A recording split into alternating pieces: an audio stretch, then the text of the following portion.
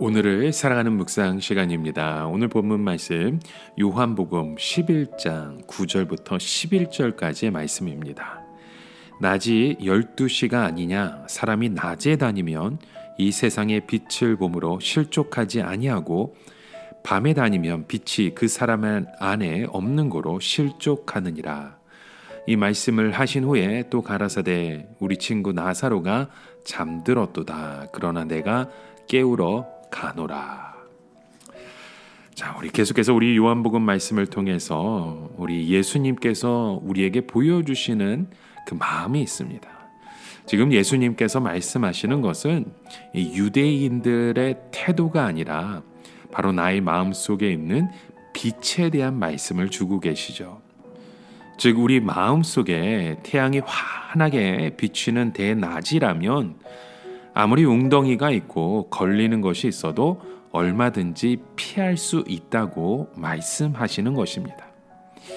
자, 그렇다면 이 빛은 어떤 빛일까요? 어떤 사람들은 자신의 마음 속에 한순간에 드는 그 뜨거운 감동이라고 말을 합니다. 그러나 우리가 알아야 할 것은 예수님의 빛과 우리의 빛은 그 강도가 다르다는 것입니다.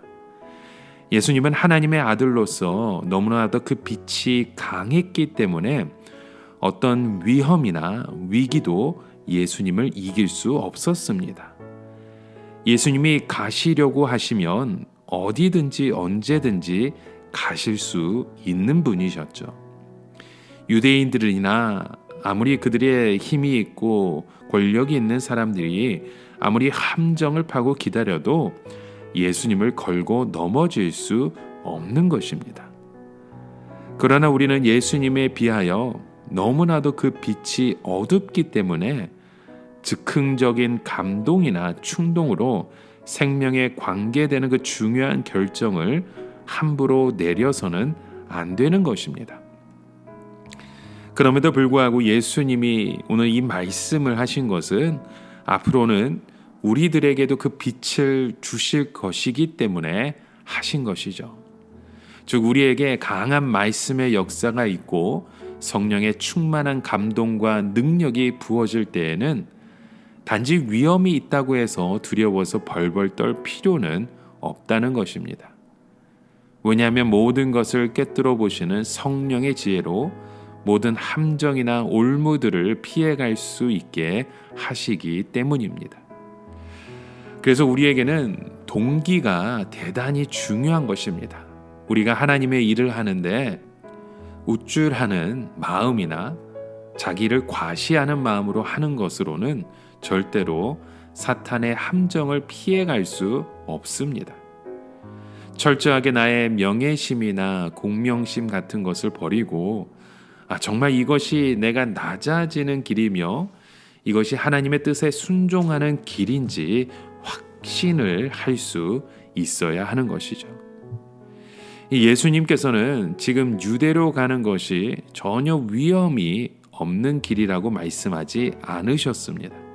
분명히 위험이 있을 수 있고 사탄의 함정이 있을 수 있습니다.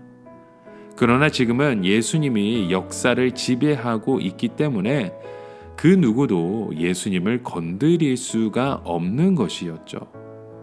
우리에게는 이 확신이 아주 중요합니다. 하지만 우리는 여기서도 다시 한번 이 종의 원리를 깨달을 필요가 있습니다. 특별히 우리는 미래에 어떤 일이 일어날지 모르기 때문에 주님의 종으로서 철저하게 종의 자세를 취해야 하는 것입니다. 즉 명령을 내리는 자는 하나님이시고 우리는 준비만 철저히 하면 되는 것입니다. 그러나 많은 경우에는 우리가 그 주인 행세를 하려고 하다가 큰 일을 겪는 경우를 많이 봅니다. 여러분, 우리가 종으로 해야 할 준비나 알아야 할 것도 알아보지 않고 그저 자기 충동에 따라서 믿음이라고 하면서 결정을 내버리는 일들이 상당히 많습니다. 그럴 때 우리에게 그 위험이 찾아온다는 겁니다. 다시 한번 언급하지만 우리는 종이기 때문에 종으로 모든 준비를 다 해놓고 주님의 뜻을 기다려야 합니다.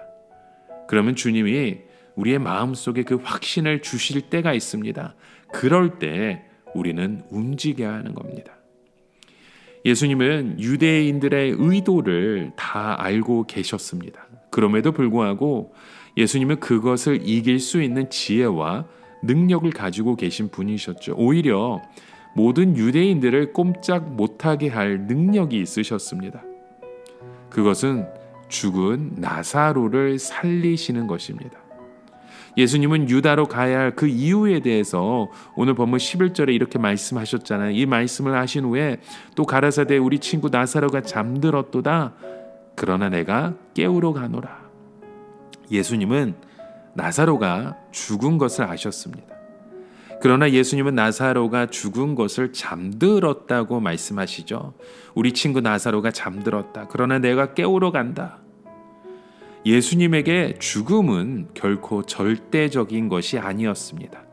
잠을 자는 사람은 얼마든지 깨울 수가 있는 것처럼 예수님에게 나사로의 죽음은 결코 온전한 죽음이 아니었다는 것이죠. 이것은 예수님께서 우리 믿는 자들에게 죽음에 대하여 아주 중요한 가르침을 주시려고 하시는 것입니다.